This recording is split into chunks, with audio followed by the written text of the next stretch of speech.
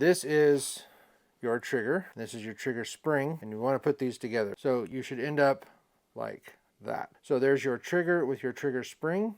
This is hooked around the front. These come down, so when you insert them into there, these push down flat against the bottom of the receiver. So next thing you need to insert is your disconnector spring, and there is two sides. Take the fat side and put it into the machined hole that's machined into the trigger itself. And you just simply push it down in there. Your disconnector comes in, make sure the hook is facing forward.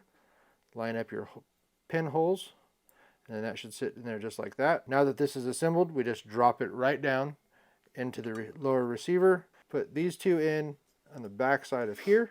Now I'm just going to tap this in like so. That is a full install of a mil-spec trigger. MS videos.